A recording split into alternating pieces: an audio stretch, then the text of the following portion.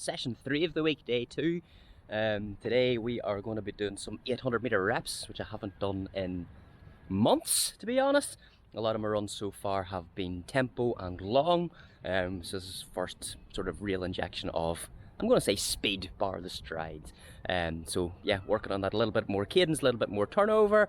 6x800s, and I'm going to do 800 float recovery in between them at a nice easy pace. So yeah, hopefully this goes well.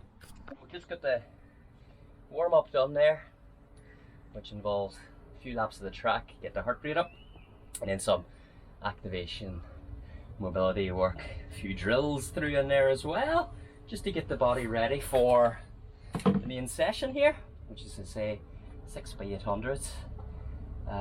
Which I haven't actually moved this fast in a long time. Well, I don't know if I'm going to move fast yet, but haven't attempted to move this fast in quite a long time.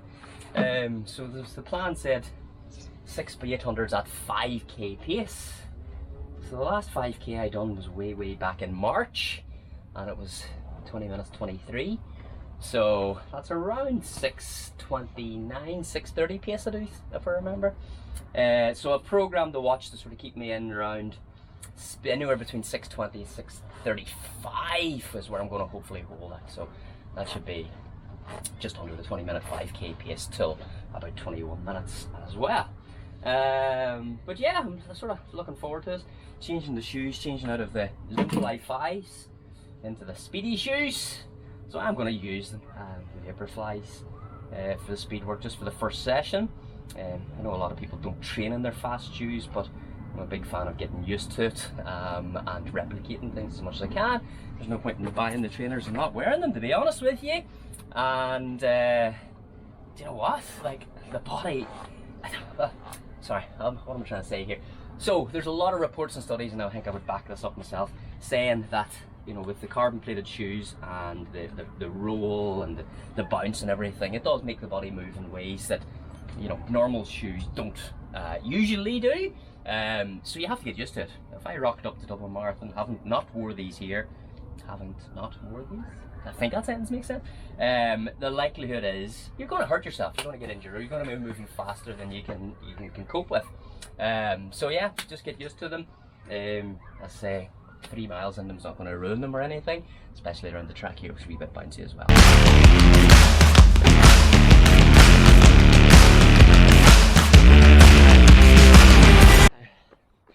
First rep done. Didn't quite catch the time as I was going across the finish line, but I know it was probably on the quicker side than it should have been. Probably in around 6. Well, I say quicker side, quick 6:20, but I was hoping for like probably closer to 6:35 for the first rep. Yeah, just doing 800 meter recovery. See what the second one feels like.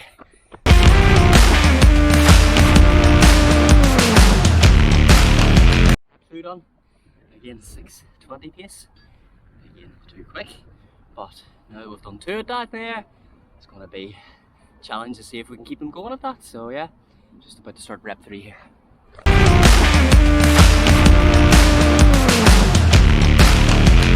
Number 3, I think a bit quicker again now that I'm trying to hold pace.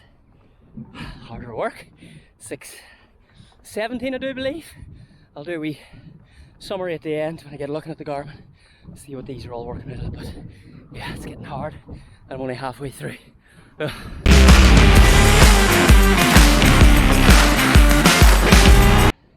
Interval 4, 6:21 average, but felt faster, felt harder. Whether that's because the legs are getting a bit beaten up, but it felt, you can hear it by my voice, it just felt a lot harder. So yeah, it's going to be a struggle, I think. 4, 5, 6, 2 more to go. Try and keep it in around that 6:20 mark if I possibly can. But if I have to slow down, save the legs-ish, remember marathon training, I've got lots of miles to do for the rest of the week. Don't need to bust myself at a track session, or my first track session of the training block either.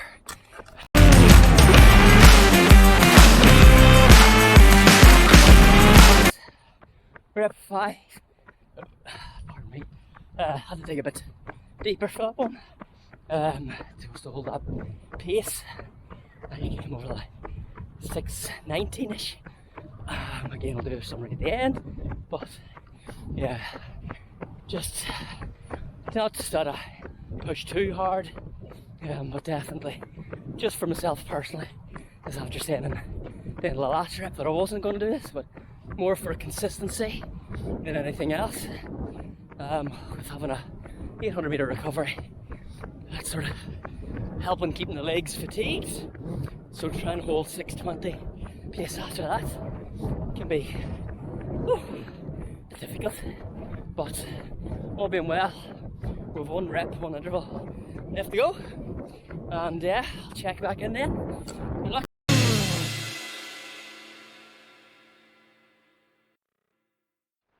Here we go, 6th rep, interval done, I think it was 6:50 or 6:16. Pushed really hard at the end. I know. Not gonna push hard, take it easy first. Sometimes you just never learn, do you? But just doing my cool down now, 4 laps of the track before I do a bit of a stretch. And when I'm doing the stretches, sure, I'll try and get the summary updates.